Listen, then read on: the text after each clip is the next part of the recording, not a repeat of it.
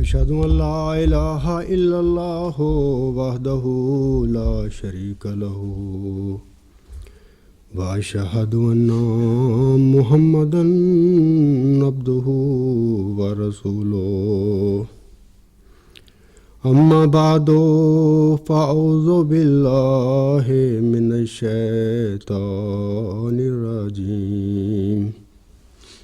بسم الله الرحمن الرحيم الحمد لله رب العالمين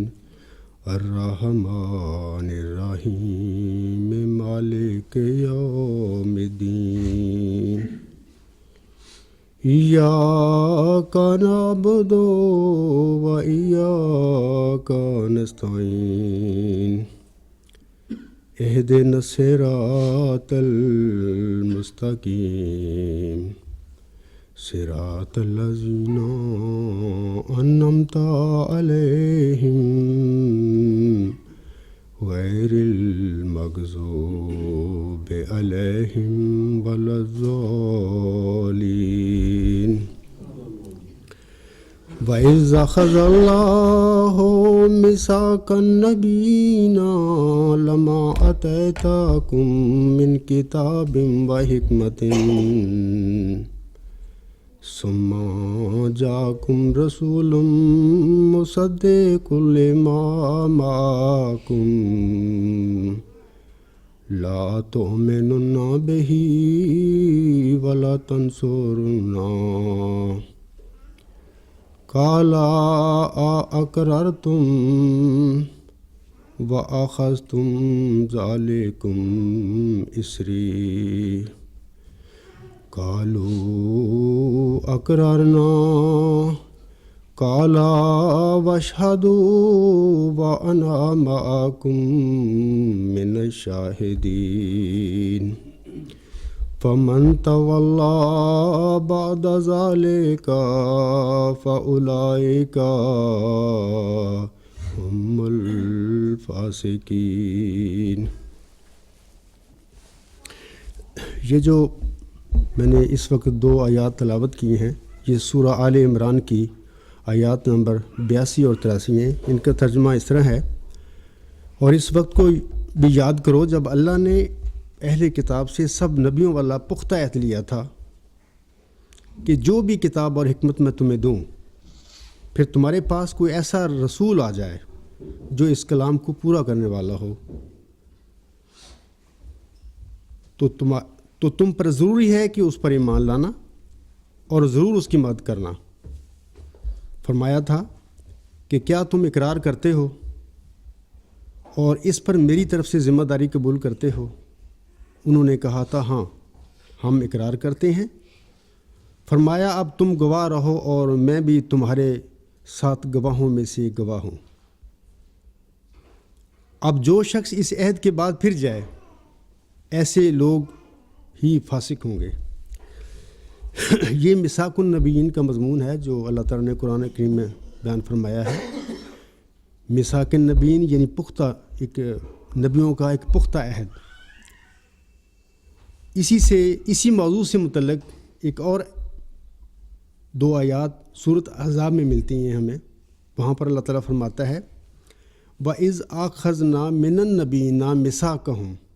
وَمِنْكَ وَمِن نُوحٍ وَإِبْرَاهِيمَ وَمُوسَىٰ وَعِيسَىٰ ابْنَ مَرْيَمَ وَأَخَذْنَا مِنْهُمْ مِيثَاقًا غَلِيظًا لِيَسْأَلَ الصَّادِقِينَ عَنْ صِدْقِهِمْ وَأَعَدَّ لِلْكَافِرِينَ عَذَابًا أَلِيمًا۔ اس کا بھی ترجمہ کچھ اس طرح ہے کہ اور یاد کرو کہ جب ہم نے نبیوں سے ان پر عائد کردہ ایک خاص بات کا وعدہ لیا تھا، اور تجھ سے بھی،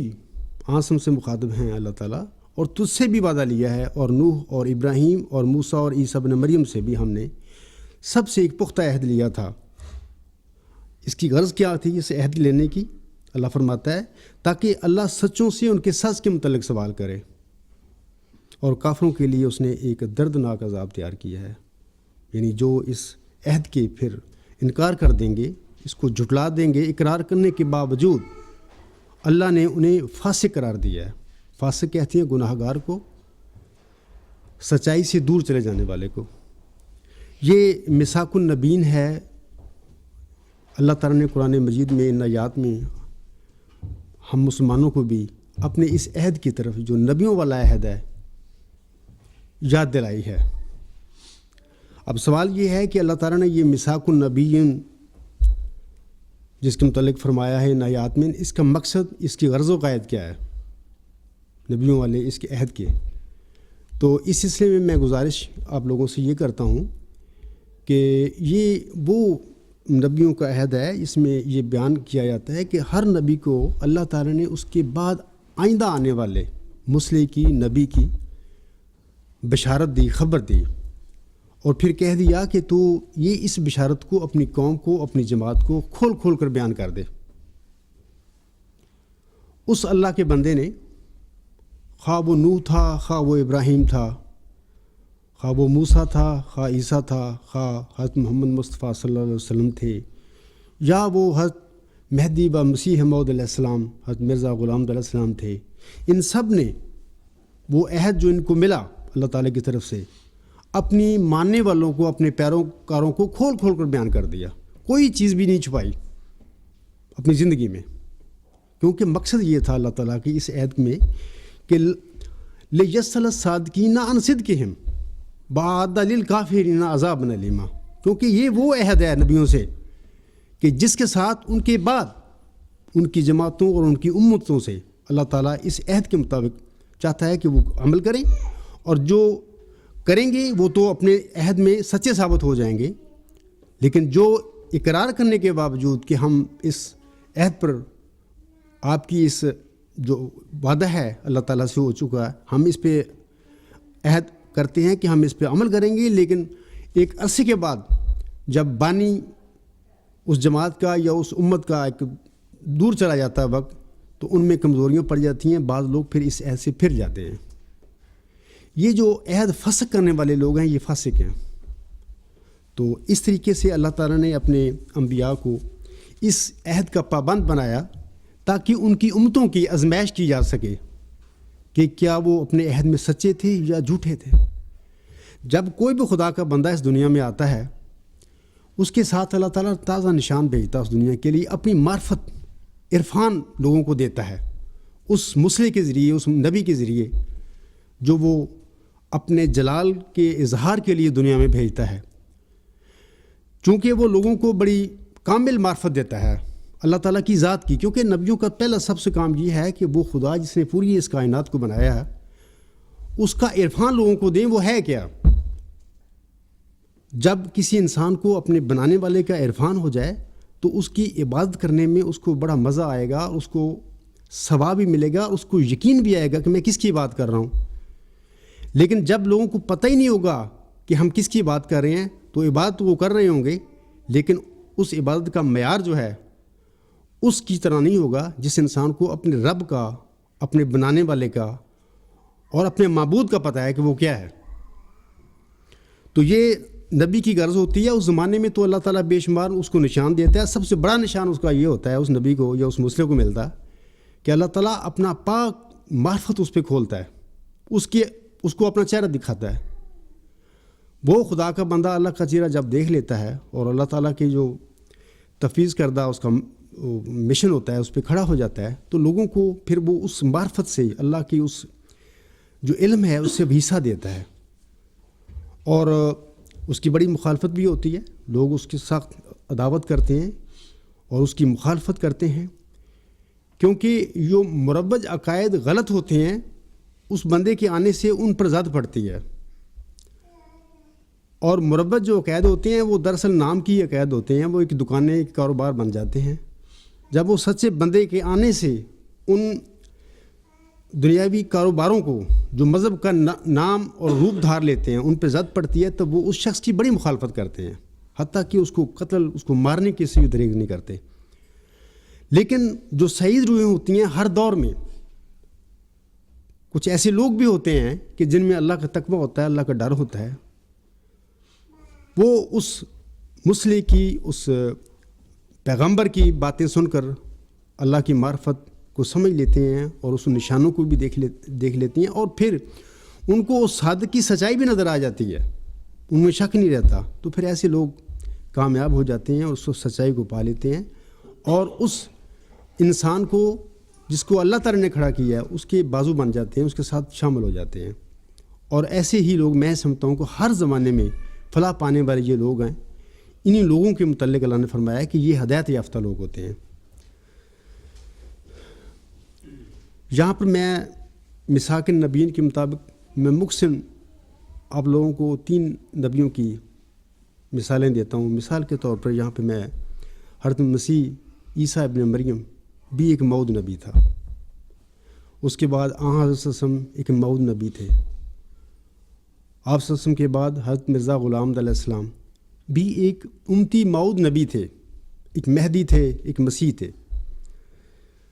ان سب سے اللہ تعالیٰ نے میثاق النبیین والا عہد لیا تھا، حضرت عیسیٰ علیہ السلام کے ساتھ بھی لیا تھا، بلکہ اس سے پہلے جو نبی تھے حضرت موسیٰ علیہ السلام یا اور نبی بہت سارے حضرت مسیح عیسیٰ ناصری علیہ السلام سے پہلے گزرے ہیں، ان سب سے اللہ نے عہد لیا تھا اپنے اپنے وقت نبی سے، اور انہوں نے اس عہد کے مطابق جو اللہ تعالیٰ سے آئندہ آنے والے انسان کے متعلق خبر ملی تھی وہ کھول کھول کے بیان کر دی۔ میں مثال دیتا ہوں یہاں پر، مثال کے طور پر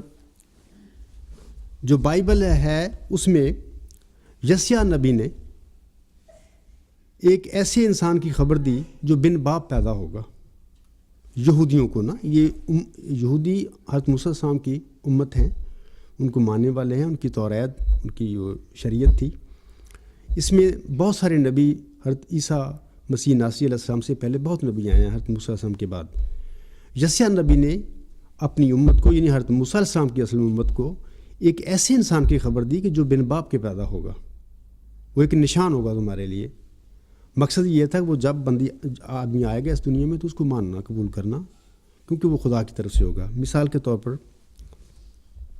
حضرت موسیٰ علیہ السلام کے بعد یسیع نبی فرماتے ہیں لیکن خداوند آپ تم کو ایک نشان بخشے گا، دیکھو ایک کماری حاملہ ہوگی اور بیٹا پیدا ہوگا اور وہ اس کا نام امانوئیل رکھے گی۔ یسیع 15 آیت نمبر ہے۔ وقت کے ساتھ ساتھ یہ جو وہ مریم علیہ السلام تھی اس کو اللہ تعالیٰ نے پھر بشارت بھی دی اس ذکی غلام کی، وہ بن باپ کے وہ پیدا بھی ہوا ان کے گھر میں، اور اس کا میں آپ لوگوں کو بتاتا ہوں کہ قرآن کریم میں اس طرح ذکر ملتا ہے اس بن باپ کے پیدا ہونے والے ذکی غلام کا۔ سورۃ مریم میں اللہ تعالیٰ فرماتا ہے، فرشتہ کہتا ہے قال انما انا رسول رب کے لأہب لک غلاما زکیہ قالت انا یکون لی غلام ولم یمسسنی بشر ولم اکو بغیہ قال کذالک ربک ہوا علی حی ولنجعلہ آیات للناس ورحمۃ منا وکان امرا مقضیا۔ اس کا ترجمہ یہ ہے، قرآن کریم کی یہ سورۃ مریم کی 20 سے 22 تک یہ آیات ہیں، اس کا ترجمہ یہ ہے کہ اس پر اس فرشتہ نے کہا میں تو صرف تیرے رب کا بھیجا ہوا پیغمبر ہوں تاکہ میں تجھے ایک ذکی غلام کی بشارت دوں۔ ذکی غلام سے مراد ہے کہ نیک اور پاک وجود ایک لڑکا ہوگا۔ مریم نے کہا، یعنی جس کو فرشتہ وہ پیغام اور بشارت دے رہا تھا، اس نے کہا میرے ہاں لڑکا کہاں سے ہوگا، حالانکہ اب تک مجھے کسی مرد نے نہیں چھوا اور میں کبھی بدکاری میں مبتلا نہیں ہوئی۔ فرشتہ نے کہا بات اسی طرح ہے جس طرح تو نے کہی، مگر تیرے رب نے یہ کہا ہے کہ یہ کام مجھ پر آسان ہے، اور ہم اس لیے یہ لڑکا پیدا کریں گے، یہ ذکی غلام پیدا کریں گے تاکہ اسے لوگوں کے لیے ایک نشان بنائے اور اپنی طرف سے رحمت، اور یہ ہماری تقدیر میں طے ہو چکا ہے۔ یعنی یسیع نبی نے جس بن باپ کے پیدا ہونے والے وجود کی خبر دی تھی یہودیوں کو، قرآن میں اس کا اس طرح ذکر آیا ہے، سورۃ مریم میں یہ آیات تھیں۔ قرآن کریم میں ایک دوسری جگہ پر سورۃ آل عمران میں اللہ تعالیٰ فرماتا ہے، یا فرشتہ فرماتا ہے مریم کو، اذ قالت الملائکۃ یا مریم ان اللہ یبشرک بکلمات منہ حسمہ المسیح عیسی ابن مریم وجیہم فی الدنیا والآخرۃ ومن المقربین۔ اور پھر یاد کرو اس وقت کو جب فرشتوں نے کہا تھا کہ اے مریم، اللہ تجھے اپنے ایک کلام کے ذریعے سے ایک لڑکے کی بشارت دیتا ہے، اس مبشر کا نام مسیح عیسیٰ ابن مریم ہوگا، جو اس دنیا اور آخرت میں صاحب منزلت ہوگا اور خدا کے مقربوں میں سے ہوگا۔ اب سوال پیدا ہوتا ہے کہ جو یسیع نبی نے یہ خبر دی تھی اپنی امت کو یا حضرت موسیٰ علیہ السلام کے ماننے والوں کو، جب وہ ذکی غلام اس دنیا میں آیا، آج سے 2000 سال پہلے کا واقعہ ہے، تو وہ حضرت موسیٰ علیہ السلام کی امت نے اس کے ساتھ کیا کیا؟ یعنی وہ شخص میثاق النبیین کے تحت آیا تھا۔ اللہ تعالیٰ نے حضرت موسیٰ علیہ السلام کی امت سے ایک پختہ عہد لیا تھا، اور اس عہد کے تحت پھر اس ذکی غلام کو اس دنیا میں بھیجا، بغیر باپ کے پیدا ہوا، ایک انتہائی مقدسہ مریم علیہ السلام کے گھر میں پیدا ہوا۔ جب وہ بچہ پیدا ہو گیا تو پھر وہ جو یہودی تھے وہ ان پر بدبختی ان کی غالب آ گئی۔ وہ جب بچہ پیدا ہوا تو سب سے پہلے تو اس نے اس کی ماں پر ان لوگوں نے الزام لگانے شروع کر دیے، یعنی اگرچہ ان میں خبر موجود تھی ان کی کتاب میں، ان کی بائبل میں، کہ ایک ایسا بچہ پیدا ہوگا جو بغیر باپ کے اللہ پیدا کرے گا اپنی قدرت کے ساتھ، لیکن اس کے باوجود بھی جب وہ بچہ پیدا ہوا، سب سے پہلا ظلم تو اس پر یہ کیا کہ اس کو نعوذ باللہ من ذالک بدکار، کبھی نئے نئے نام انہوں نے دینے شروع کر دیے۔ جب اللہ تعالیٰ سے وحی اور الہام پا کر وہ بچہ نوجوان ہو کے اس نے اپنا اصلاح و ارشاد کا کام شروع کیا اپنی امت میں، اور بتایا کہ حقائق کیا ہیں اور تم لوگ کہاں جا چکے ہو، اور کیسے تم صراط مستقیم سے، سیدھی راہ سے، ہدایت سے منحرف ہو کر گمراہی کی طرف چلے گئے ہو، تو ان لوگوں نے اس وجود کی جو میثاق النبیین کے تحت آیا تھا سخت مخالفت کی، حتیٰ کہ بدبختوں نے اس زمانے میں، اگرچہ ان کی حکومت نہیں تھی اس زمانے میں، لیکن بڑا اثر و رسوخ تھا، وہ بڑے آرگنائزڈ لوگ تھے، بڑے منظم لوگ تھے، اگرچہ ان کی ذاتی کسی ملک میں حکومت نہیں تھی، لیکن اس وقت کی جو حکومت تھی رومی، ان میں ان کا بڑا اثر و رسوخ تھا، ان کا ایک نظام تھا اور بڑا منظم تھا، اور اس نظام کے ساتھ وہ بڑے طاقتور تھے۔ جب یہ ذکی غلام، موسوی ذکی غلام ظاہر ہوا 2000 سال پہلے، تو یہودیوں پر ان کی بدبختی غالب آ گئی، انہوں نے اس کو قبول کرنے کی بجائے اس میثاق کی جو یسیع نبی کی معرفت ان سے ہو چکا تھا خلاف ورزی کی، اور اس انتہائی مقدس اور نیک انسان کو صلیب پر لے گئے۔ مقصد ان کا یہ تھا کہ اس کو صلیب پر چڑھائیں، اور لکڑی کی جو صلیبیں بنتی تھی اس زمانے پہ اس کو قتل کر کے، اس کو نعوذ باللہ، ان کی مقدس کتاب میں یہ بھی تھا کہ جو شخص لکڑی کی صلیب پہ مرتا ہے وہ نعوذ باللہ لعنتی ہوتا ہے۔ وہ ان کو لعنتی نعوذ باللہ ثابت کرنے کے لیے انہوں نے ایسی سازش کی کہ انہوں نے مقدمات میں پھنسا کر کہ یہ رومی حکومت کا مخالف ہے مسیح عیسیٰ، اپنے آپ کو بادشاہ کہتا ہے، اس کے خلاف کیس کروایا، اور اگرچہ وہ جو پیلاطوس مجسٹریٹ تھا نہیں سزا دینا چاہتا تھا اس کو، لیکن انہوں نے مجبور کیا کہ ہم چاہتے ہیں کہ اس کو صلیب دی جائے، پر وہ صلیب پر وہ لے گیا اس کو، وہاں پر اس مقدس انسان نے اپنی رب کو بھی پکارا اور کہا کہ اے اللہ یہ موت کا پیالہ مجھ سے ٹال دے، لیکن ساتھ یہ بھی کہا کہ اگر اس میں تیری رضا ہے تو میں راضی ہوں، یہ موت آئے تو میں اسے قبول کرتا ہوں۔ مختصر یہ ہے کہ یہ جو میثاق النبیین کے تحت یہ شخص آیا تھا، اس کے ساتھ پھر ظلم کرنے والوں نے اس میثاق النبیین کو توڑ دیا اور فسق میں شامل ہو گئے۔ دوسری مثال میں آپ کے آگے بیان یہ کرتا ہوں کہ مثال کے طور پر ہمارے پیارے آقا محسن انسانیت حضرت محمد مصطفیٰ صلی اللہ علیہ وسلم بھی ایک موعود نبی تھے۔ ان کی بھی اللہ تعالیٰ نے حضرت موسیٰ علیہ السلام کو پہلے بشارت دی تھی، توریت میں ان کی بشارت موجود ہے۔ مثال کے طور پر کتاب استثناء کی آیات 16، 19 اور 20 میں اللہ تعالیٰ فرماتا ہے حضرت موسیٰ علیہ السلام کو مخاطب کر کے، خدا بند تیرے خداوند تیرا خدا تیرے لیے تیرے ہی درمیان سے، یعنی تیرے ہی بھائیوں میں سے میری مانند ایک نبی برپا کرے گا، تم اس کی سننا۔ یہ استثناء کی آیت نمبر 16 ہے۔ پھر اللہ تعالیٰ فرماتا ہے میں ان کے لیے انہی کے بھائیوں میں سے تیری مانند ایک نبی برپا کروں گا اور اپنا کلام اس کے منہ میں ڈالوں گا، تو تم کو تمام سچائی کی راہ دکھائے گا، اس لیے کہ وہ اپنی طرف سے نہ کہے گا، لیکن جو کچھ سنے گا وہی کہے گا، اور تمہیں آئندہ کی خبریں دے گا۔ وہ میرا جلال ظاہر کرے گا، اس لیے کہ مجھ ہی سے حاصل کر کے تمہیں خبریں دے گا۔ یہ انجیل میں ہمارے پیارے نبی آسم کی یہ بشارت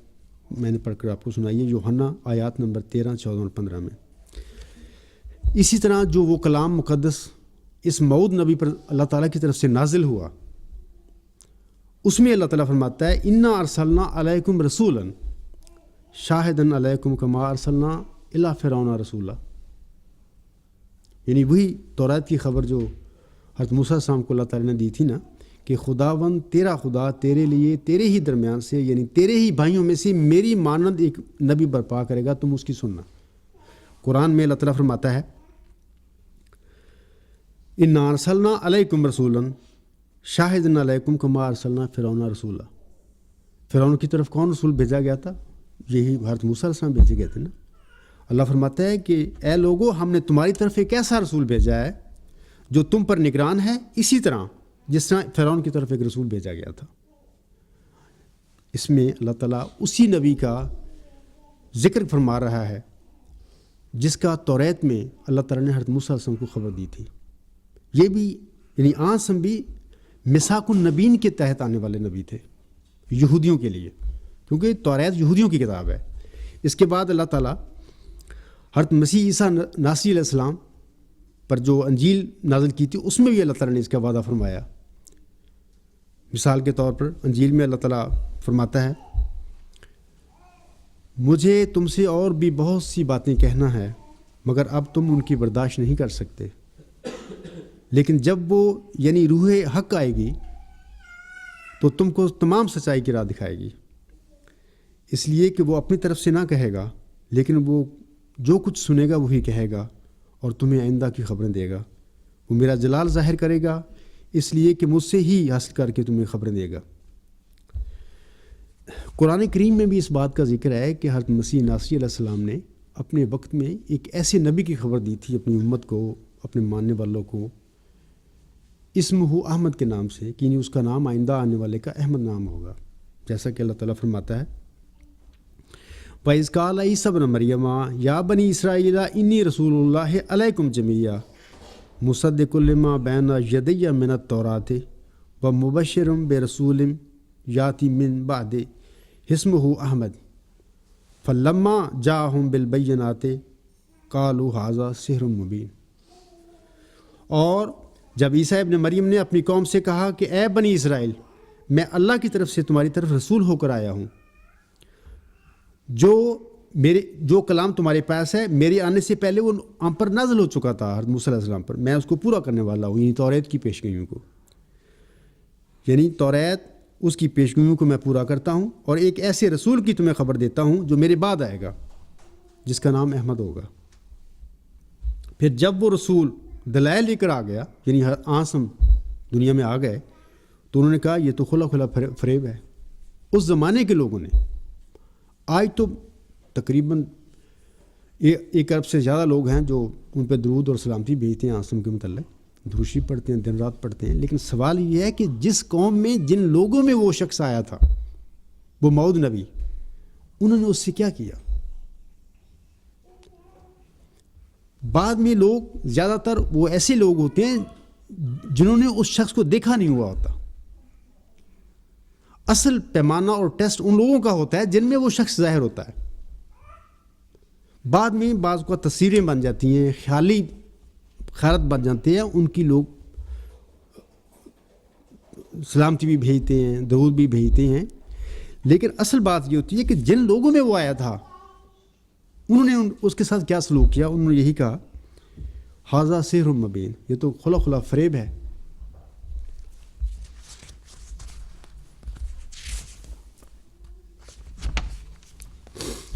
اب سے 1500 سال پہلے اسی جو میں توریت کی آپ کو پیشی پڑھ کے سنائی ہے عاصم کے متعلق، جب عاصم ظاہر ہوئے تو مکہ میں میثاق النبیین کی خلاف ورزی کرتے ہوئے جو مشرکین تھے، اور ان کے ساتھ ساتھ یہودی اور نصارہ جو تھی، ان کا نبی تھا، موعود نبی تھے، عاصم ان لوگوں کے موعود نبی تھے۔ جیسے امت محمدیہ کے موعود مہدی اور مسیح حضرت مرزا غلام علیہ السلام تھے، ایسے ہی جو یہود و نصارہ تھے مکہ میں، یا حضرت ابراہیم السلام کی جو اولاد تھی جو مشرک بن چکی تھی، ان سب کے عاصم ایک موعود نبی تھے۔ لیکن ان لوگوں نے سب نے میثاق النبیین کا انکار کرتے ہوئے یہ لوگ سارے فاسق بن گئے۔ تیسری میں مثال آپ لوگوں کو دیتا ہوں کہ عاصم نے، یعنی اس نبی نے جو مکہ میں ظاہر ہوا میثاق النبیین کے بعد، اس کی مخالفت ہوئی، اس نے آئندہ آنے والا اپنی امت میں ایک اپنے غلام کی خبر دی، جس کو ہم مہدی اور مسیح موعود کے نام سے پکارتے ہیں۔ اس کے متعلق ایک نشانی بتائی کہ وہ معین ماہ رمضان میں معین ایام میں سورج کو اور چاند کو گرہن لگے گا، یہ اس کی نشانی ہوگی۔ تو اور بھی بہت ساری باتیں عاصم نے بتائیں، لیکن جب وہ موعود مہدی اور موعود مسیح موعود ظاہر ہوا مسلمانوں میں، تو اس میثاق النبیین کے مطابق ظاہر ہونے والے اس موعود امتی نبی، اس موعود مہدی اور اس موعود مسیح کے ساتھ مسلمانوں نے کیا سلوک کیا؟ انسان جب اس سارے رویے کو پڑھتا ہے، اس سارے سلوک کو جب دیکھتا ہے، تو انسان کی آنکھوں میں آنسو آ جاتے ہیں کہ یہ وہ لوگ تھے جو عاصم کے درود بھیجتے ہیں آنس پر، لیکن عاصم نے جس شخص کی خبر دی کہ جب وہ آئے، اگر تمہیں برف پوش چوٹیوں پر گھٹنوں کے بل جا کر بھی اس کو ملنا پڑے تو ضرور ملنا اور میرا اس کو سلام کہنا۔ اس موعود مہدی اور اس موعود مسیح کا کس طرح ویلکم کیا حضرت محمد مصطفیٰ صلی اللہ علیہ وسلم کی امت نے، بڑا تکلیف دہ بات ہے۔ یہ 1 صدی پہلے کا واقعہ ہے، ہندوستان میں یہ شخص ظاہر ہوا، اور وہ نشانی بھی ظاہر ہوگی اس وجود میں۔ اس کے دعوے کے بعد یہ بات خسوف و خسوف کی ظاہر ہوئی، لیکن جو متقی لوگ تھے، جن میں تقویٰ تھا، جو اللہ کی پوجا کرتے تھے، انہوں نے تو اس نشان سے فائدہ اٹھایا اور آنے والے کا ہاتھ تھام لیا۔ لیکن جو نام نہاد مسلمان تھے، جو اصل میں حقیقت میں دین اسلام سے دور جا چکے تھے، محض ان لوگوں نے دین کو ایک کاروبار بنایا ہوا تھا، انہوں نے سخت تکذیب کی اس موعود مہدی کی۔ بلکہ گجرات میں ایک مولوی کا واقعہ ہے، جب یہ خسوف و خسوف ہوا، مخالف تھا حضرت مرزا صاحب کا، وہ کوٹھے پر چڑھ کے بڑی بے چینی سے ٹہلتا پھر رہا تھا اور کہہ رہا تھا کہ پنجابی میں کہا تھا کہ ہن لوگ گمراہ ہوں گے۔ حالانکہ حقیقت یہ ہے کہ وہ جو نشان آسمان پر ظاہر ہوا، کسی انسان کی طاقت ہی نہیں ہے کہ اپنی سچائی کے اظہار کرنے کے لیے معین ایام میں ماہ رمضان میں عاصم کی خبر کے مطابق اس کو ظاہر کر دے، یہ تو انسان کی قوت سے باہر ہے۔ لیکن جب وہ نشان ظاہر ہوا تو وہ مولوی کہنے لگا ہن لوگ گمراہ ہوں گے، حالانکہ لوگ گمراہ نہیں ہوئے تھے، یعنی صادق اور متقی لوگ گمراہ نہیں ہوئے تھے، انہوں نے سچائی کو پایا تھا۔ ہاں، جو لوگ مخالف تھے، جن میں تقویٰ نہیں تھا، وہ ضرور گمراہ ہوئے، انہوں نے مختلف باتیں بھی کیں اور وہ صراط مستقیم بھٹک گئے۔ وہی بات کہ وہ میثاق النبیین کی مخالفت کر کے فاسق بن گئے، اگرچہ وہ نمازیں پڑھتے تھے، حج بھی کرتے تھے، زکاتیں بھی دیتے تھے، وہ کہتے تھے قرآن مجید ہمارے پاس ہے۔ آج تک بھی یہ بات میں نے لوگوں سے سنی ہے، لوگ کہتے ہیں کہ جناب ہمارے پاس قرآن مجید ہے، ہم نمازیں پڑھتے ہیں، زکات دیتے ہیں، حج کرتے ہیں، ہمیں کسی مسیح اور مہدی کی کیا ضرورت ہے؟ حالانکہ اگر ضرورت نہ ہوتی، یہ تو میثاق النبیین کے ساتھ آنے والا تھا وجود۔ اللہ کو پتہ ہوتا ہے کہ کس کی ضرورت ہے یا نہیں ہے، لوگوں کی خواہشوں کے مطابق نہیں اللہ تعالیٰ یہ نبیوں سے عہد کیا کرتا۔ اللہ تعالیٰ اپنی مرضی سے نبیوں کی جماعتوں اور ان کی امتوں کا ٹیسٹ اور ایگزامینیشن لیا کرتا ہے ان پیشگوئیوں کے ذریعے، اور پھر دیکھتا ہے کہ لوگ کیا صحیح مومن ہیں یا نام نہاد مومن ہیں، ان کے اندر وہ مذہب کی روح ہے، یا کیا میری بات کرتے ہیں، یا کہ ویسے ہی یہ دکھاوے کے طور پر مومن ہیں، نمازیں پڑھتے ہیں وغیرہ وغیرہ۔ بہرحال یہ جو چیزیں ہیں، ان پیشگوئیوں میں اللہ تعالیٰ میثاق النبیین کے مطابق اپنے نبیوں کو دے کر اللہ تعالیٰ ان کی قوموں کو، ان کی جماعتوں کو ٹیسٹ کیا کرتا ہے، یہ دیکھنے کے لیے کہ کون صادق ہے اور کون کاذب ہے۔ ان پیشگوئیوں کے مطابق جو لوگ آتے ہیں، لوگ ان کا کیوں انکار کرتے ہیں؟ سوال یہ پیدا ہوتا ہے، بڑا امپورٹنٹ کویسچن ہے کہ کیوں اگرچہ انہوں نے میثاق النبیین کے مطابق اللہ تعالیٰ سے عہد بھی کیا ہوتا ہے کہ ہاں وہ جب آئے گا تو ہم نہ صرف اس پر ایمان لائیں گے، اس کی مدد بھی کریں گے، لیکن اس کے باوجود ہم دیکھیں المیہ یہ ہے کہ جتنے بھی یہ موعود لوگ آئے، مصلحین تھے، نبی تھے، اور نبیوں کی پیشگوئی کے مطابق ہے، لیکن ان کی قوموں نے، ان کی جماعتوں نے ان کا ڈٹ کے مقابلہ کیا، تکذیب کی، مارنے تک چلے گئے، بعض کو صلیب تک لے گئے، بعض کو جلا وطن کر دیا، بعض پر مقدمے قائم کر دیے۔ یہ کیوں ایسا ہوتا ہے؟ اس سلسلے میں حضرت بانی جماعت علیہ السلام نے بڑی خوبصورت باتیں اور تعلیم دی ہے ہم احمدیوں کو۔ جو غیر احمدی ہیں انہوں نے تو مانا ہی نہیں، ان کو تو مخالفت کرنے لگے ہیں۔ میں اس وقت احمدیوں کی بات کر رہا ہوں جنہوں نے ان کو مانا، صادق مانا، ان کے پیچھے چل پڑے اس کی تعلیم کے۔ اور ہمارے اس آقا نے جو عاصم کا غلام تھا عظیم، اس معاملے میں کہ میثاق النبیین کے مطابق آنے والے وجودوں کی مخالفت کیسی ہوتی ہے، کیوں کر ہوتی ہے، اور لوگوں کو کیا چاہیے جب ایسا کوئی وجود قوم میں سے، جماعت میں سے کھڑا ہو، تو لوگوں کو کیا کرنا چاہیے، اس سلسلے میں آپ علیہ السلام نے بڑی خوبصورت باتیں ہمیں بتائی ہیں۔ لیکن میں بڑے افسوس سے کہتا ہوں کہ ہماری جماعت بھی ان خوبصورت باتوں کو بھول چکی ہے۔ دکھاوے کا ایمان ہے کہ حضور کو ہم مانتے ہیں، لیکن ان کو پتہ ہی نہیں کہ ہمارے حضور نے کیا فرمایا تھا، ان چیزوں سے بہت دور چلے گئے ہیں۔ تو میں وہ چند عبارتیں پڑھ کر آپ کو سناتا ہوں، اور اس کے بعد چونکہ آج کل دن بہت چھوٹے ہیں تو میں جمعہ کا یہ خطبہ ختم کروں گا، اس کے بعد پھر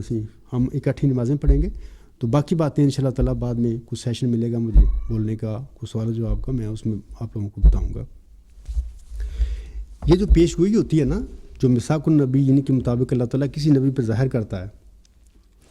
اللہ تعالیٰ کی منشن یہ ہوتی ہے کہ یہ جو میں نے وجود کی خبر دے رہا ہوں، اپنی جماعت کو، اپنے لوگوں کو، اپنے پیروکاروں کو کھول کھول کے بتا دیں۔ مقصد یہ ہے کہ جب وہ میں وجود بھیجوں گا اس دنیا میں،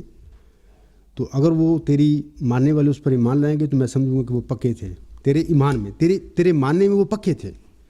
اور اگر انہوں نے مخالفت کی، وہ تکذیب کی، نشان دیکھ کر بھی، تو اس کا مطلب یہ ہوگا کہ پھر نام کے لوگ تھے ماننے والے، اصل میں ایمان سے دور چلے جا چکے تھے۔ اس سلسلے میں حضور فرماتے ہیں،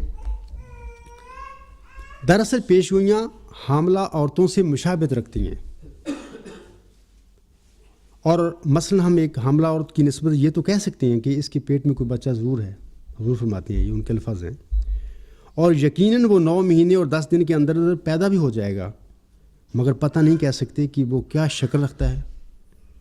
اور اس کی حالت جسمی کیسی ہے، اور اس کے نقوش چہرہ کس طرز کے واقع ہیں، اور لڑکا ہے یا بلا شبہ لڑکی ہے۔ یعنی میثاق النبیین کے مطابق جو پیشگوئیاں نبیوں کو ملتی ہیں، وہ جو پیشگوئیاں ہوتی ہیں، یہ وعدے ہوتے ہیں، بشارتیں ہوتے ہیں، ان کی حالت یہ ہوتی ہے جو حضور فرما رہے ہیں کہ ان کے بارے میں کچھ کہہ نہیں سکتا آدمی کہ کیا ہے اس میں ظاہر ہونے والا۔ ہاں جب وقت ظاہر ہوتا ہے اس وقت پتہ لگتا ہے کہ حقیقت کیا تھی، اور اللہ تعالیٰ نے کس بشر کی، کس انسان کی، کس مسئلے کی خبر دی تھی، اور اس کو اللہ تعالیٰ نے کس طرح میں اپنے اس دنیا میں ظاہر فرمایا۔ حضور فرماتے ہیں دوسری ایک بات اس پیشگوئی کے معاملے میں، افسوس آپ کو سنت اللہ کی کچھ بھی خبر نہیں۔ نبی کے لیے کسی پیشگوئی کے کسی خاص پہلو کا قطعی علم ہونا کہ ضرور اس پہلو پر ظاہر ہوگی ضروری نہیں ہے۔ پیشگوئی میں اس بات کا ہونا تو ضروری ہے کہ اس کا مفہوم خارق عادت ہو اور انسانی طاقت یا مکر و فریب اس کا مقابلہ نہ کر سکے، مگر یہ ضروری نہیں ہے کہ ہر ایک پہلو سے اس پیشگوئی کی حقیقت ظاہر کی جائے۔ یہ نہیں، حضور فرماتے کہ نہیں ممکن نہیں یہ چیز، کیونکہ اگر وہ حقیقت ظاہر کر دی جائے تو پھر ٹیسٹ کیا ہوا، آزمائش کیا ہوئی لوگوں کی۔ حقیقت کو اللہ تعالیٰ پردے میں رکھ کر ایک بات اپنے کسی نبی سے کہتا ہے اور کہتا ہے کہ اس کو بیان کر دے اپنے لوگوں کو، ماننے والوں کو، اور حقیقت پردہ میں ہوتی ہے۔ حضور فرماتے ہیں بھئی بعض اوقات وہ پیش گوئی جو ہوتی ہے ظاہری طور پر پوری کرتا ہے اللہ تعالیٰ، لیکن بعض اوقات استعاراتی طور پر وہ پوری کر دیتا ہے۔ ایک دوسری جگہ اللہ تعالیٰ حضور فرماتے ہیں ہاں میں جیسا کہ میرا مذہب ہے بار بار یہ کہہ چکا ہوں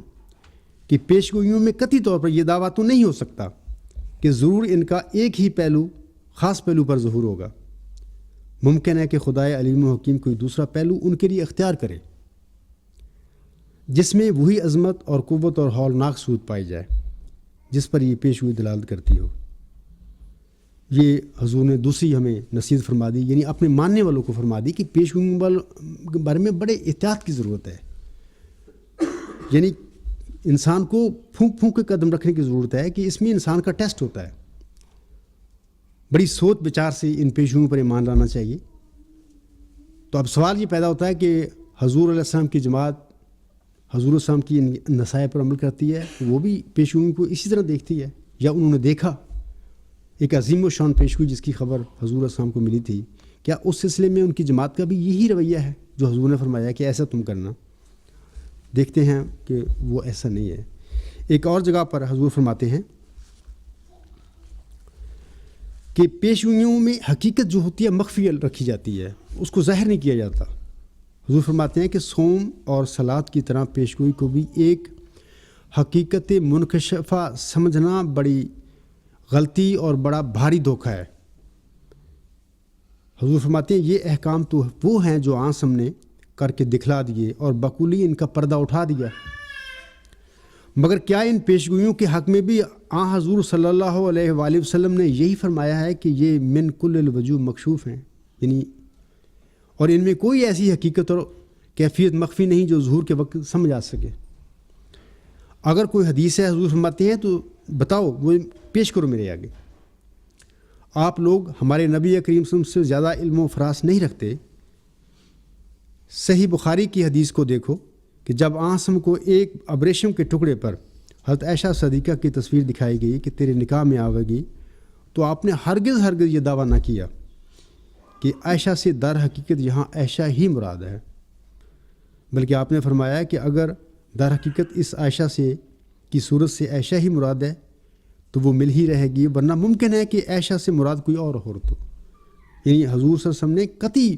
نہیں بتایا کہ اس کا کیا پہلو ہوگا جس پر یہ جو اللہ تعالیٰ نے مجھے خبر دی ہے پوری ہوگی۔ آپ نے یہ بھی فرمایا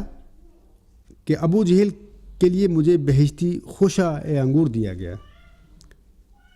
مگر اس پیشگوئی کا مصداق اس کا بیٹا یعنی اکرمہ نکلا۔ جب تک خدا تعالیٰ نے خاص طور پر تمام مراتب کسی پیشگوئی کے آپ پر نہ کھولے، آپ نے اس کی کسی شک خاص کا کبھی دعویٰ نہ کیا۔ آگے حضور فرماتے ہیں کہ یہ جس انسان پر اللہ تعالیٰ یہ الہامات نازل کرتا ہے، پیشگوئی نازل کرتا ہے، اس کو بھی دراصل حقیقت اس پیشگوئی کو اس سے بھی مخفی رکھتا ہے۔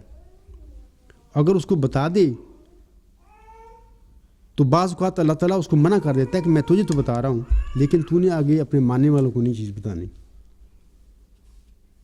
مقصد کیا ہے اللہ تعالیٰ کا؟ اللہ تعالیٰ اس پیشگوئی کے ذریعے، اس بشارت کے ذریعے اس نبی، اس مسلح، اس مسیح کی جماعت کا، اس کی امت کا کی آزمائش کرنا چاہتا ہے کہ کیا یہ لوگ اپنے ایمان میں سچے تھے کہ یا نام کے یہ لوگ مومن تھے۔ حضور فرماتے ہیں غلطی کا احتمال صرف ایسی پیشگوئیوں میں ہوتا ہے جن کو اللہ تعالیٰ خود اپنی کسی مصلحت کی وجہ سے مبہم اور مجمل رکھنا چاہتا ہے، اور مسائل دینیہ سے ان کا کچھ علاقہ نہیں ہوتا۔ یہ ایک نہایت دقیق راز ہے جس کے یاد رکھنے سے معرفت صحیحہ مرتبہ نبوت کی حاصل ہوتی ہے، اور اسی بنا پر ہم کہہ سکتے ہیں کہ اگر آہنسم پر ابن مریم اور دجال کی حقیقت کاملہ باوجود نہ موجود ہونے کسی نمونہ کے منہ بمنہ منکشف نہ ہوئی ہو، اور نہ دجال کے 70 با کے گدھے کی اصل کیفیت کھلی ہو، اور نہ یاجوج ماجوج کی عمیق تہ تک وحی الہی نے اطلاع دی ہو، اور نہ دابت الارض کی ماہیت کماہی ہی ظاہر فرمائی گئی، اور صرف امثلہ قریبہ اور سور متشابہہ اور امور متشکلہ کے طرز بیان میں جہاں تک غیب محض کی تفہیم بذریعہ انسانی کے واقع ممکن ہے اجمالی طور پر سمجھا گیا ہو، تو کچھ تعجب کی بات نہیں کہ ایسی امور میں اگر وقت ظہور کچھ جزیات غیر معلومہ ظاہر ہو جائیں تو شان نبوت پر کچھ جائے حرف نہیں ہے، کیونکہ اللہ تعالیٰ جان کر خود اس پیش ہوئی کی حقیقت کو اپنے ملہم سے چھپا کر رکھتا ہے، نہیں بتاتا اس کو۔ حضور نے فرمایا ہے ایک جگہ پر پیش گوئیوں کے سلسلے میں ان پر کیسے ایمان لاؤ، حضور فرماتے ہیں ایسا ہی آپ نے امت کے سمجھانے کے لیے بعض پیش گوئیوں کے سمجھنے میں خود اپنا غلطی کھانا بھی ظاہر فرمایا ہے۔ اب کیا یہ تعلیم نبوی کافی نہیں، اور کیا یہ تعلیم بآواز بلند نہیں بتلا رہی کہ پیش گوئیوں پر اجمالی طور پر ایمان لاؤ اور ان کی اصل حقیقت حوالہ خدا کرو، امت محمدیہ میں تفرقہ مت ڈالو اور تقوی کا طریقہ اختیار کرو۔ آگے حضور فرماتے ہیں سلف صالحہ ہمیشہ اس طریق کو پسند کرتے رہے ہیں کہ بطور اجمالی پیش گوئی پر ایمان لے آویں۔ اجمالی کی میں بعد میں آپ کو بتاتا ہوں کہ اجمال کسے کہتے ہیں، اور اس کی تفصیل یا اس بات کو کہ وہ کس طرح سے ظہور پذیر ہوگی حوالہ با خدا کریں۔ اجمال ہوتا ہے کہ کسی پیشگوئی کے متعلق اتنا یقین کر لینا کہ ہمارے آقا نے یا ہمارے مہدی نے یا ہر مسیح نے یا ہمارے نبی نے یہ ہمیں پیشگوئی جو بتائی ہے یہ یقینی اور سچی ہے۔ اب کس طریقے سے یہ ظاہر ہوگی، اس کا مضمون کس طریقے سے ظاہر ہوگا، وہ اس پر قطعی کوئی ڈٹرمینیشن یعنی کوئی یقینی نہیں اختیار کرتے کہ ایسے ہی ہوگا، کیونکہ ایسا کرنے سے بعض اوقات انسانوں کے آگے ابتلا آ جاتے ہیں۔ مثال کے طور پر جیسے کہ عاصم کے بارے میں جو توریت میں اللہ تعالیٰ نے حضرت موسیٰ علیہ السلام کو خبر دی تھی کہ میں تیری ہی جیسا تیرے بھائیوں میں سے ایک نبی برپا کروں گا۔ اب یہودی آج تک یہ کہہ رہے ہیں کہ بھائیوں سے مراد موسیٰ علیہ السلام کے بھائی ہیں، یا اسحاق کی اولاد جو ہے حضرت ابراہیم السلام کا بیٹا اسحاق تھا، اس کی اولاد میں سے وہ بھائی وہی ہوں گے۔ حالانکہ بھائیوں سے مراد حضرت ابراہیم علیہ السلام کے 2 بیٹے تھے، بڑا بیٹا اسماعیل علیہ السلام اور چھوٹا اسحاق علیہ السلام۔ اسماعیل علیہ السلام کی اولاد بھی موسیٰ کی بھائی میں شامل ہے، لیکن یہودی سمجھتے رہے کہ یہ بھائیوں سے مراد زیادہ ہم اس کو وسیع تناظر میں دیکھیں گے تو اسحاق علیہ السلام کی جو اولاد آگے چلتی ہے اس میں سے ہوں گے۔ یعقوب کے آگے 12 بیٹے تھے، تو ان کی سوچ نہیں گئی یا انہوں نے اس سوچ کو اس طرح وسیع نہیں کیا کہ حضرت اسماعیل علیہ السلام کی اولاد بھی ہماری بھائی ہے۔ جب وہ انسان دنیا میں آیا عاصم تو اسماعیل علیہ السلام کی اولاد میں سے وہ ظاہر ہوا۔ اب یہ بات ان کے لیے بڑی خطرناک ثابت ہوئی، اور مسیح موسم کی کتابیں جب ہم پڑھتے ہیں تو بڑا افسوس کرتے ہیں حضور کہ یہودیوں نے اس پیش گوئی میں غلطی کھا کر اپنی بربادی کا سامان اکٹھا کر لیا، کہ یعنی عاصم ایک ایسا نبی دنیا میں آیا جس پر ایمان لانا بہت ضروری تھا لوگوں کے لیے، کیونکہ اللہ تعالیٰ نے آپ کو رحمت للعالمین بنا کر بھیجا، لیکن یہودی اس کا پیش گوئی کا غلط مفہوم انکار کر بیٹھے۔ تو پیش گوئیوں کے معاملہ میں ہمیں یاد رکھنا چاہیے کہ حضور علیہ السلام نے جو ہمیں یہ نصائح کی ہیں ان کو پلے باندھنا چاہیے اور اس سے فائدہ اٹھانا چاہیے۔ اپنی ذاتی معیار نہیں مقرر کرنے چاہیے پیش گوئیوں کے بارے میں کہ ایسے ہوگا ایسے ہوگا، اور جو کرتے ہیں تو یہ سمجھ لیں کہ پھر وہ دنیا دار لوگ ہوتے ہیں۔ جو خدا کے بندے ہوتے ہیں وہ خدا کے بندوں کی باتوں کو پلے باندھ لیتے ہیں، اس کے مطابق پیش گوئیوں کو دیکھتے ہیں، اور پھر ایسے یہ لوگ ہوتے ہیں کہ بوقت ظہور پیش گوئی کے یہ بہت کم لوگ ہوتے ہیں ان میں جو ٹھوکر کھاتے ہیں، زیادہ تر یہ کامیاب ہو جاتے ہیں، کیونکہ ان کا کوئی اپنا ڈسیژن نہیں ہوتا، اپنی ذاتی ناپسند یا پسند نہیں اس میں ہوتی۔ یہ کہتے ہیں کہ جو ہمارے آقا نے فرمایا تھا جب ظاہر ہوگا، اس کی علامات اس بندے میں ظاہر ہو جائیں گی، تو وہ کون ہوگا، جو بھی ہوگا، امیر ہوگا، غریب ہوگا، خاندان سے ہوگا، باہر سے ہوگا، اس کی ضروریت سے ہوگا، ان کے لیے کوئی مسئلہ نہیں ہوتا. وہ کہتے ہیں کہ جب وہ آئے گا دعویٰ کرے گا وہ نشانیاں جو اس نے کہ اللہ نے بتائی ہیں جو اس میں ظاہر ہو جائیں گی تو ہم اس کو آمنا مصدقنا کہیں گے. بڑی محتاط ان کا قدم ہوتا ہے. حضور نے یہی فرمایا ہے پیشگوئیوں پر اجمالی ایمان لاؤ. اجمالی مینس کہ پیشگوئیوں کے متعلق بیفور ٹائم فیصلہ نہ کر کے بیٹھ جاؤ کہ ایسے ہوگی یہ پیشگوئی ایسے پوری ہوگی. کسی کو پتہ نہیں کہ کسی پیشگوئی نے کس انداز میں کس طریقے سے پوری ہو جانا ہے. آج کل جو جماعتی احمدیہ میں ایک سخت ابتلا ہم کہہ سکتے ہیں کہ ایک بڑے سخت ابتلا میں جماعتی احمدیہ اس وقت کھڑی ہوئی ہے. تو اس کی وجہ کیا ہے؟ اس کی وجہ یہی ہے کہ لوگ حضرت مسیح موعود علیہ السلام اپنے آقا کی اصل جو تعلیم تھی ان کی ہدایت تھی انہوں نے اللہ سے پا کر بتائی لوگوں کو ان کے فائدے کے لیے کہ یہ لوگ ہدایت سے محروم نہ ہوں. وہ دی تھی لوگ اس سے دور چلے گئے ان تعلیمات کو بھول گئے. بظاہر کہتے ہیں کہ حضور کو اسی مانتے ہیں. ماننا تو تب ہوتا ہے جب اس کی باتوں کو بھی مانیں. جب کچھ لوگ اس کی باتوں کو ہی چھوڑ دیتے ہیں تو ماننا کیا ہوگا؟ تو ان باتوں کی وجہ سے آج میں سمجھتا ہوں کہ جماعت احمدیہ میں ایک شدید ابتلا آ گیا ہے. وہ اسی وجہ سے آیا کہ ان لوگوں نے کچھ لوگوں نے بلکہ وہ ایسے لوگ ہیں جو ذمہ دار تھے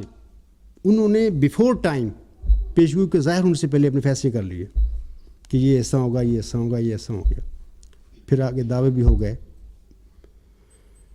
تو اس سلسلے میں پھر یہی کہوں گا کہ جس طرح پہلی قوموں نے اپنے موعودوں کا اس لیے انکار کیا تھا کیونکہ وہ موعود ان خود قوموں کی خود ساختہ امنگوں اور خواہشات کے مطابق ظاہر نہیں ہوئے تھے. یعنی پھر ایک اور مصیبت لاحق ہو جاتی ہے کہ اس کا ظاہر ہونے کا جو پیمانہ ہے وہ بھی خود بنا لیتے ہیں کہ جی ایسے آئے گا.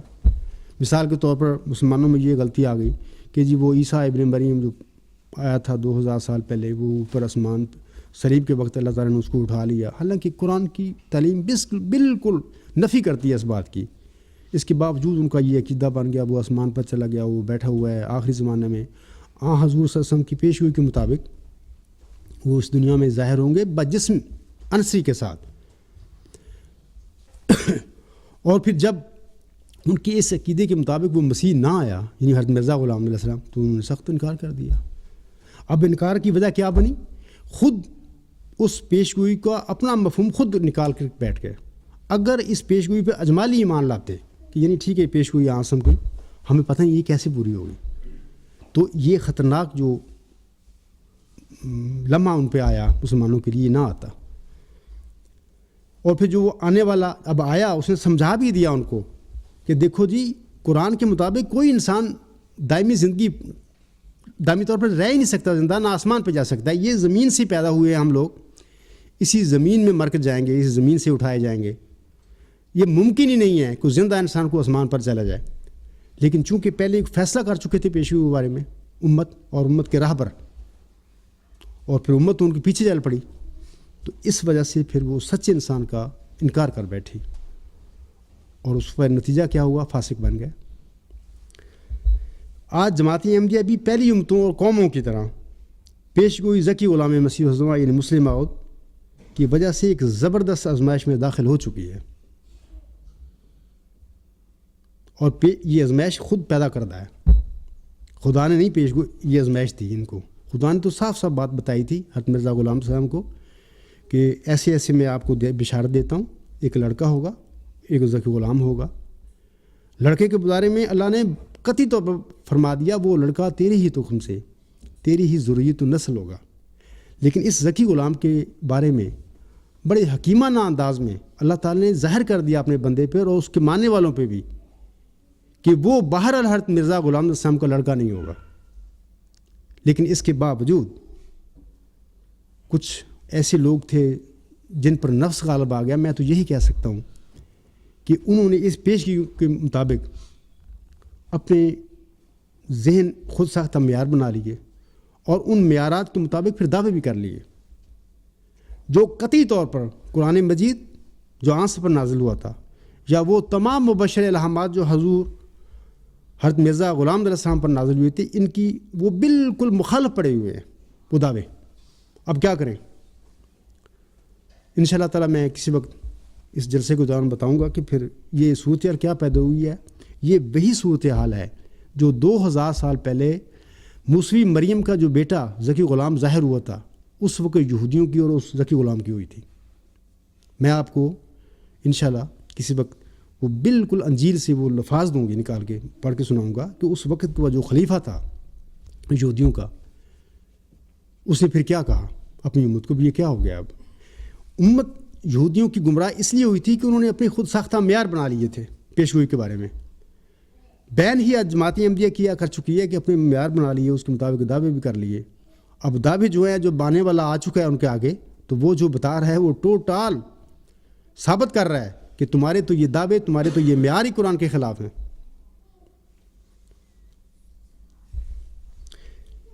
پیش گوئی مسلم موت کی غرض و غایت بھی یہی تھی کہ اللہ تعالیٰ معلوم کرے. یہ یاد رکھیں, کبھی نہ بھولیں, یہ پیش گوئیاں مذاق نہیں ہوا کرتی. اللہ تعالیٰ کی طرف سے آزمائشیں ہوتی ہیں انسانوں کی. ورنہ سب کہہ سکتے ہیں کہ جی ہم نے حضرت مرزا صاحب کو مان لیا, سب کہہ سکتے ہیں عاصم کو لا الہ الا اللہ مسلم مان لیا, لیکن سوال ہے مانا تو انہوں نے جنہوں نے اس مساق جو محمد صلی سے ہوا اس کے مطابق آنے والے کو مانا. حضرت مرزا صاحب کو تو مانا ان لوگوں نے جو مرزا صاحب سے مساق النبیین کے تحت وہ مساق ہوا تھا, اس کے مطابق اللہ نے جس بندے کی خبر دی تھی, جب ان کی ماننے والوں نے ان کی جماعت نے اس کو مانا تو پھر ہم مانیں گے کہ ہاں واقعی مانا مرزا صاحب کو مانا. تو پیش گوئی مسلم موت کی غرض و غایت بھی یہی تھی کہ اللہ تعالیٰ معلوم کرے کہ کون سے احمدی اپنے دعویٰ ایمان میں سچے ہیں اور کون سے برائے نام احمدی, کون سے احمدی اس کلام اللہ جو آنسم پر نازل ہوا اور جو حضرت مہدی و مسیح موعود علیہ السلام پر نازل ہوا کی پیروی کرنے والے ہیں, اور کون سے اپنی نفسانی خواہشات کی پیروی کرنے والے ہیں. آج وہ وقت, آج جماعت احمدیہ اس مقام پر کھڑی ہے. بہرحال دعا کرنی چاہیے کہ اللہ تعالیٰ ان کو فاسق ہونے سے بچائے, ان کی ہدایت کے سامان پیدا کر دے, کیونکہ بہرحال یہ حضرت مرزا غلام السلام ہمارے آنکھوں کو ماننے والے ہیں. غلطی ہو گئی ان سے, اللہ تعالیٰ غفور و رحیم ہے, وہ پردہ پوشی بھی کرتا ہے, معاف بھی کرتا ہے. میں بھی دعا کرتا ہوں اور آپ سے سب سے کہتا ہوں کہ ان لوگوں کے لیے دعا کریں کہ اللہ تعالیٰ اس سے بچ جائیں اور تقوی اختیار کریں. انسانوں کی عقل اللہ کے مقابلے میں, بلکہ اللہ کے نبیوں کے مقابلے میں کچھ بھی نہیں ہوتی. انسان کو اپنی عقلوں پر بھروسہ نہیں کرنا چاہیے, اس تعلیم پر بھروسہ کرنا چاہیے جو مقدس تعلیم نبیوں پر نازل ہوئی تھی, اور اسی کے مطابق اور اس کے پیچھے پیچھے چلنا چاہیے, نہ کہ اپنی خواہشات کو آگے رکھ کر اس تعلیم کو نام کا مان کر پیچھے پھینک دینا چاہیے. میں اسی پہ اس خطبہ ختم کرتا ہوں. وآخر دعوانا الحمدللہ رب العالمین.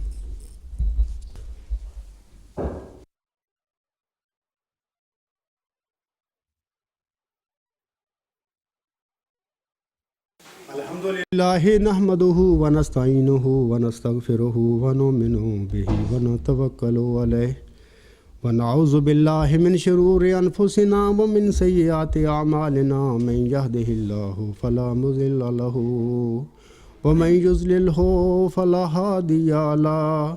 ونشہد ان لا الہ الا اللہ ونشہد ان محمدا عبدہ ورسولہ. عباد اللہ رحمکم اللہ ان اللہ یأمر بالعدل والإحسان وإیتاء ذی القربى وینہی عن الفحشاء والمنکر والبغی یعظکم لعلکم تذکرون. اذکروا اللہ یذکرکم وادعوہ یستجب لکم ولذکر اللہ اکبر.